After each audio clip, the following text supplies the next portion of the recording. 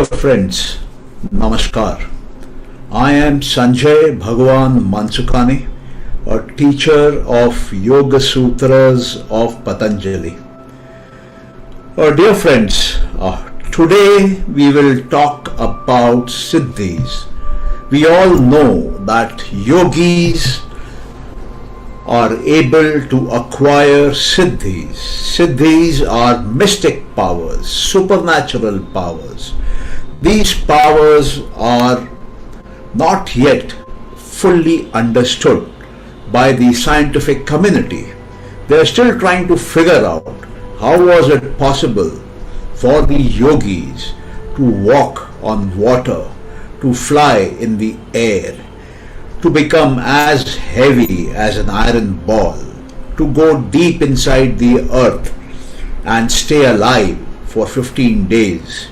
So there are many such siddhis and there is no limit virtually to them. So dear friends, how exactly do siddhis occur? Now it is a very simple process. Patanjali in his Yoga Sutras, written about 2400 years back, has described a method. That method, that process is called a sadhana, and the sadhana is named Ashtanga Yoga. That means there are angas, 8 limbs in that process, in that sadhana. And once when that sadhana is done, as has been prescribed, explained by Maharishi Patanjali, then one finds that the consequences of doing that sadhana is that the siddhis, they start happening automatically, naturally. So a yogi, if he is on the path of yoga and he is wanting to achieve the ultimate destination or higher forms of yoga, then siddhis are a very natural occurrence for him. Now yoga is also called as concentration. Yoga is also called samadhi, and yoga is also defined by Patanjali as yoga chitta vritti nirodha. So what Patanjali said is, our chitta, our mind has lot of thoughts, lot of memories, lot of recordings. He used the term vrittis, sanskars and karmic account, karma share. So these limit the mind, these hold the mind back. So yoga happens when one starts putting all these thoughts and vrittis to control, to nirodha. Yoga happens when all these thoughts, all these ideas, all these concepts which keep on popping up in our mind, they are put to rest, they are put to a stop, they are put to nirodha. So yoga is chitta vritti nirodha. Yoga is putting the thoughts in the mind to a full stop. And then what happens? If the mind is without thoughts, if the mind has thoughts which has been stopped, then there virtually is no mind. Yes, dear friends, there is no mind. The concentration level of the mind, the focusing power of the mind, the one-pointedness of the mind has reached such a high level that the mind itself has finally disappeared from the scene. So when the attention, when the concentration becomes very, very fine, very, very finely pointed, single pointed, then the mind in a way starts disappearing. And here is the time, as the mind disappears, the mind is entering intense levels of concentration, and this intense levels of concentration is what gives mystic powers, is what gives supernatural powers to a yogi. Now how does that happen? How can a yogi acquire these powers? You see, when we are born, when this creation is evolved, the way Kapila Muni explained in his Sankhya Darshan, when we are moving out into the world from Prakriti in the basic mool stage to the cosmic mind, which is a single point but very powerful, which gives rise to the whole cosmos, and then we move ahead to the buddhi, to the ahankar, to the mana, to the indriyas, to the tanmatras, and to the panch mahabhutas. Now, dear friends, this is the way we evolve. This is the way creation has evolved. So here what happens is, as we keep on looking outside towards the world, our attention gets divided, our concentration gets diffused in 100 different directions. So when we look outside into the world, we find each person different. We find each leaf different. We find each atom different. We find each proton, electron, neutron, anything and everything in this world, in this existence, is different. There is no commonality. Everything is specific and has a unique identity of its own. No two grains of sand are the same. But once when we start looking inwards, once the mind starts going inwards, then we enter a stage of integration of the mind. The mind here, dear friends, now starts the process of concentration. And as the process of concentration starts, we are going back to our primal origin. We are going back to the state where we came from. We are reaching out from the world of objects through our senses, through our mind, through our ego, through our intellect, all of which is in the individual mind domain. We are receding, we are going back to the cosmic mind. And from the cosmic mind, we go back further into the mool prakriti, into the primordial unmanifest prakriti, and then we go back further into the soul, into the atma, into the purusha. So dear friends, as we are going back, we are moving from our limited nature to our unlimited nature. We are going back from the finite to the infinite in us. And as we move from the finite to the infinite in us, to the unlimited in us, to the universal cosmic in us, we find that there is a substantial increase, there is a substantial growth, there is a considerable elevation, promotion. In what? In our knowledge, in our power, in our goodness, in our ability to concentrate, in our ability to manifest our desires, in our ability to impact our environment. So dear friends, the journey back, which begins with concentration, gives us incredulous results, unbelievable results, and mystic supernatural powers. That is why the yogis, they sat meditating. That is why the yogis, they went into samadhi. That is why the yogis believed in a life which followed the principles of Ashtanga Yoga. Now this Ashtanga Yoga, which promises these kind of supernatural, extraordinary, mystic powers, it is very simple journey. Our mind is essentially focused outside. So what we do is, we start bringing it inside, and the first step is yama. Yama means certain social disciplines.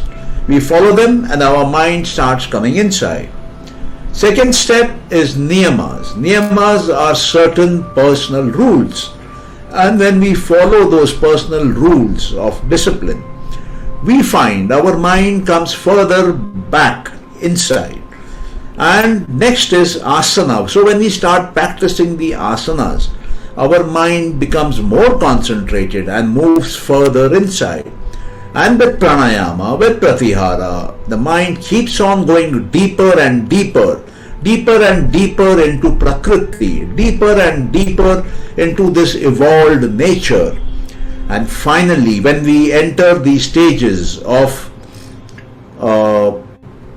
dharana, dhyana and samadhi, we find the mind entering the higher levels of concentration. And slowly, steadily, as the concentration level keeps on increasing, the power of the mind keeps on shrinking, and we reach a stage where the conscious mind disappears in toto. Now, as this journey inside is being done, as this journey inside is being taken, as the mind is being put to deeper and deeper levels of sadhana and practice and concentration, we find that we are finding new powers in us. We are finding access to a new knowledge in us. This knowledge is a knowledge which is not available through the sense organs. This knowledge is a supernatural kind of a knowledge, is a mystic kind of a knowledge. This knowledge is called pragya. This knowledge comes through intuition. This knowledge is beyond the domain of space and time in which we are in. So when a yogi starts receiving these kind of supernatural information, this kind of mystic knowledge, this kind of divine information, because of his increased powers of intuition, which has come about because of high levels of concentration. So dear friends, we all know that knowledge is power. So when you acquire that knowledge, you find you get that power over that part of the material world. So a yogi with sheer power of concentration, with sheer focus, with sheer sadhana, is able to develop powers by which he can fly in the air, he can walk on water, he can dive deep down into the ocean, he can even dive deep down into the ground, because then there are no physical limitations for a yogi. The present physical laws of our universe no longer then apply to him. A yogi becomes free from them all. So dear friends, what exactly is the science? What exactly is the metaphysics by which a yogi is able to acquire all these powers? That is something which has not been very clearly figured out by many scientists. But some of them say, if one goes by the Sankhya philosophy, which was given by Kapila Muni, we find that there is an explanation which can show us the way how a yogi is able to acquire these powers. So let us look at the process of concentration and meditation and also samadhi. A yogi, after preparing his mind through the five outer limbs of the Ashtanga, through yamas, niyamas, asana, pranayam and pratyahara, he is able to focus his mind on an object. And when he starts focusing his mind on an object, first the object awareness remains for some time. There is a physical awareness which remains for some time. But then slowly, steadily, he realizes that the object has disappeared, and in its place he finds that he is having some mental awareness, he has some thought awareness, and now he is in a domain which is sort of not connected to the objects directly, but is connected to the tanmatras. So what are these tanmatras? Tanmatras are subtle energies in a yogi. In fact, they are present in all of us. These subtle energies, like the power to see, the power to hear, the power to smell, the power to feel the temperature on the skin, the power to taste. These are powers which are present at the subatomic level. So now the yogi is experiencing this object, not at the object level, but the yogi is experiencing this object at the subatomic level, and it is all spread out in space and time. So there is no specificity, there is no particularity about that object. The object is spread out in space, the object is spread out in all time, and the yogi is experiencing it in his inner self as energy field. So here he is able to play with this energy field. You see, entire Prakriti in all its evolutes, as we have seen earlier, is made up of the three gunas of Sattva, Rajas and Tamas. Now these three gunas are ever existing. So each material, each matter has its properties, has its characteristics, has its presence in time, and has its condition. These three parameters of any object in the real world, in the manifested world, is decided by the three gunas of Prakriti. Now these three gunas, if they are changed in their permutation and combination, if they are changed in their proportion, we find the object by itself changes. So dear friends, it is possible to convert a clay pot into a gold pot. Why? Because a yogi looks at the clay pot, and then because of his deep level of concentration, this clay pot becomes a pot which converts into a bundle of energy, spread out in space and time. Now that yogi can work on the constituents of this energy in the pot. He can work on the Sattva, on the Rajas and on the Tamas. And by working on them, he can shift them in space and time. He can change their percentages in the overall composition.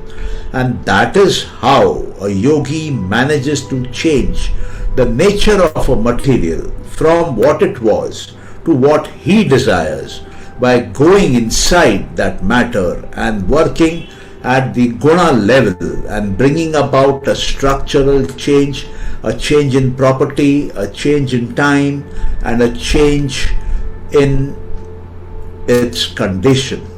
So dear friends, these three properties, state of time and condition, they are called dharma, they are called lakshana and also avastha.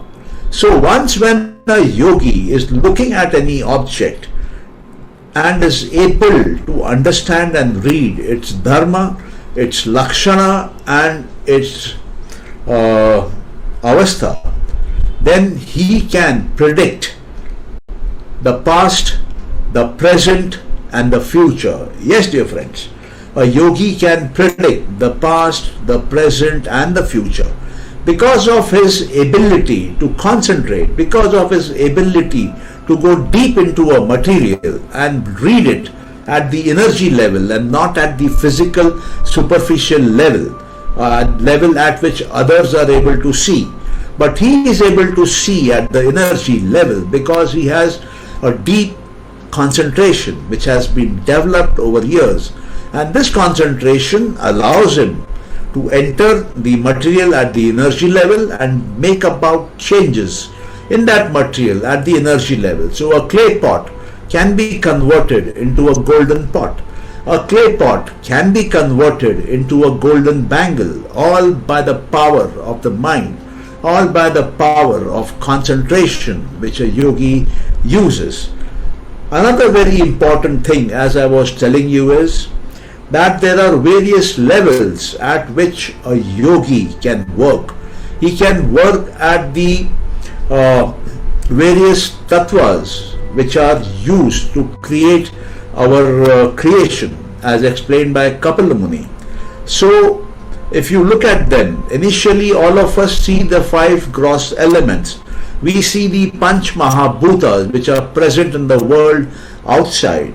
But a yogi, on seeing the Panch Mahabhutas, the five gross elements, he is able to penetrate and look into the five subtle elements, the five tanmatras, and he works there and brings about a change in the constitution of that matter, and it turns clay into gold, or it could be gold into clay, or gold into iron. So anything and everything is possible for him because he works at the energy level deep down due to his power of concentration. So my dear friends, concentration is the key to have siddhis. If you are able to practice concentration in your day-to-day life, whatever you do with single pointed attention. Whatever you do it with 100% concentration. You will find that you will start acquiring siddhis. You will start acquiring mystic powers. You will start acquiring supernatural powers. At the initial level, the powers may be small in intensity and magnitude, but as you keep on practicing concentration, as you go deeper and deeper into the field of concentration, you will find bigger and bigger powers opening up for you. You will find unbelievable powers coming to you.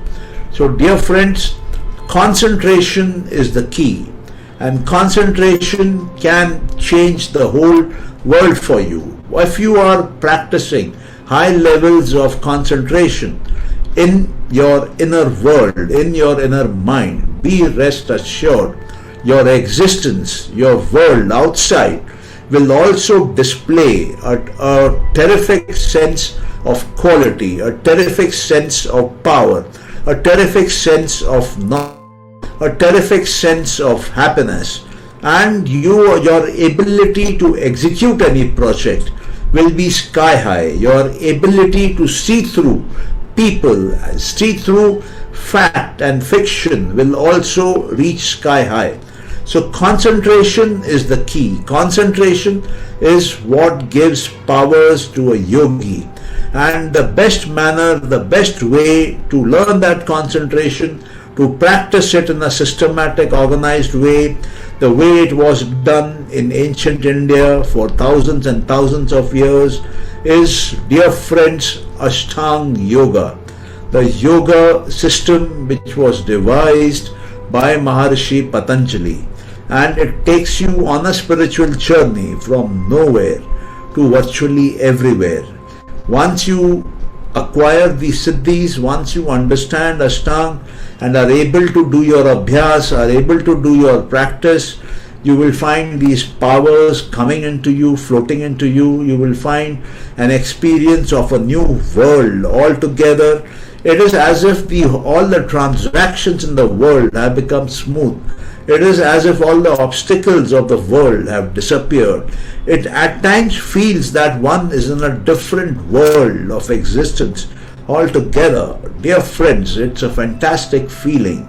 It's an unbelievable feeling. It is something which you will not exchange for even the most expensive thing in the world. So dear friends, one must always remember that concentration gives us power, and deconcentration, reverse of concentration, if the mind is getting diffused, if the mind is not single pointed, if the mind is becoming multi-pointed, the mind is becoming 100-pointed, then all that power, all the knowledge, all the energy, all the happiness which one has acquired will slowly get dissipated away, because then our energy will go to waste. it will go to 100 places and not be put in a concentrated, planned manner in one single spot. So that is the key, concentration. So dear friends, I am sure that you have got a preliminary idea of how Siddhis come about, how Siddhis can be used to acquire power, knowledge, learning, a good level of happiness, and a far better and beautiful world outside. So dear friends, it is not that Siddhis are something which is very, very difficult to get. By dedicated practice, by following Ashtanga Yoga the way Patanjali has advised and instructed us, I tell you, you will find very good results. So dear friends, with this I come to the end of today's talk. We have been doing the series of talks over a number of days with the sole intention of sharing this exclusive, unbelievable knowledge of the Yoga Sutras of Patanjali to our fellow countrymen and people of the country at large. Dear friends, if sorrow has to be removed from our planet, if we have to give a happy planet, a prosperous planet, a planet in harmony to our children for many, many ages, then dear friends, we need to practice Ashtanga Yoga. We need to experience this permanent happiness.